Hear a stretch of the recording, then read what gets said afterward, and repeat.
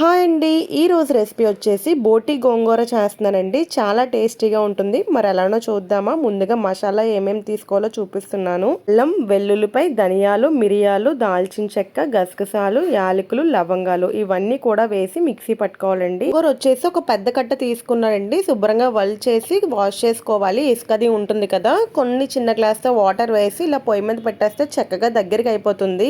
పచ్చిగా ఉండకుండా చక్కగా ఇలా దగ్గరికి అవ్వాలండి. చూసారు కదా, ఇలా స్ట్రైన్ చేసుకోవాలండి. ఒకటి వచ్చేసి బయట చేయించి తీసుకొచ్చారండి. అయినా సరే చాలా పని ఉంటుంది. ఒక 1 అవర్ టైం అయినా పట్టేస్తుంది. పేగులన్నీ కూడా తిరగేసి క్లీన్ చేయాలండి.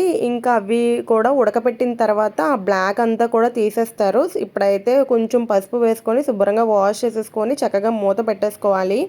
బాగా ఉడికిన తర్వాత మొత్తం అంతా కొంచెం గట్టి పడుతుందండి. ఇప్పుడు బాగా ఉడికింది కదండి. ఇప్పుడు ఈ వాటర్ అంతా కూడా స్ట్రెయిన్ చేసుకొని మళ్ళీ ఒకసారి క్లీన్ చేసుకోవాలి. అక్కడ బ్లాక్ గా కనిపిస్తుంది కదా, అదంతా కూడా తీసేయాలండి. వాటర్ అంతా స్ట్రెయిన్ చేసేసుకొని పేగులు ఒక పక్కకు తీసేయాలండి. ఇలా బ్లాక్ గా కనిపిస్తుంది కదా, అది మొత్తం కూడా ఇలా తీసేసుకోవాలి.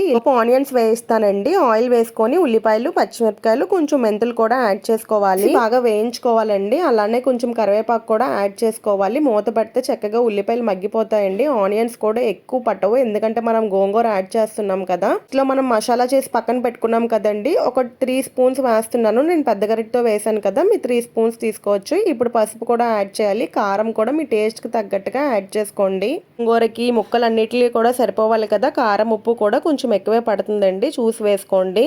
అంతా కూడా మసాలా బాగా పచ్చివాసన లేకుండా వేయించుకోవాలండి. స్ట్రెయిన్ చేసి పక్కన పెట్టుకున్నాం కదండి పేగులు, అవి వేసేసి వేయిస్తున్నాను. ఈ లోపు అది చేస్తున్నారు కదా, అవి కూడా యాడ్ చేస్తాను మధ్యలో. ఈ లోపు ఇవంతా కూడా మంచిగా వేగుతాయి. ఒకసారి కలిపేసుకోవాలి.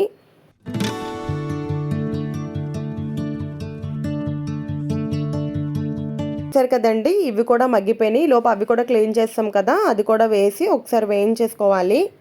అంతా కలిపి డైరెక్ట్గా కుక్కర్ కూడా పెట్టేసుకోవచ్చండి. కొంచెం లేతగానే ఉంది కాబట్టి నేను మామూలుగా వండుతున్నాను. లేదంటే ఇంకొంచెం ఫాస్ట్గా అవ్వాలంటే కుక్కర్ పెట్టేసుకున్నా బాగానే ఉంటుంది. సరే కదా, ఇప్పుడు మళ్ళీ వేసి మూత పెట్టి చక్కగా ఇలా మగ్గించానండి. ఒకసారి కలిపేసుకున్న తర్వాత ఒక గ్లాస్ వాటర్ యాడ్ చేయాలండి. ఇందాక మనం మసాలా చేసి పెట్టుకున్నాం కదా, ఈ టైంలో ఇంకొక స్పూన్ యాడ్ చేస్తే టేస్ట్ బాగుంటుంది. ఇప్పుడు ఒకసారి కలిపేసుకొని మూత పెట్టేయాలి. వాటర్ అంతా కూడా బాగా దగ్గరికి అయ్యే వరకు కూడా ఉడికించుకోవాలండి. మనం ముందు ఉడకబెట్టుకున్నాం కదా, అది ఎందుకు ఉడకబెట్టుకున్నామంటే ఈజీగా పైన బ్లాక్ వచ్చేస్తుందండి. వాటర్ అంతా కొంచెం దగ్గర పడిన తర్వాత గోంగూర మనం స్ట్రెయిన్ చేసి మిక్సీ పట్టుకున్నాం కదండి, మిక్సీ పట్టుకునే ముందు నిమ్మకాయ అంత చింతపండు వేసి మిక్సీ పట్టుకుంటే బాగుంటుంది టేస్ట్. ఇప్పుడు గోంగూర కూడా యాడ్ చేసుకొని కలిపేసుకోవడమేనండి. లాస్ట్ లో కొంచెం కొత్తిమీర వేసుకొని దించేసుకోవడమే.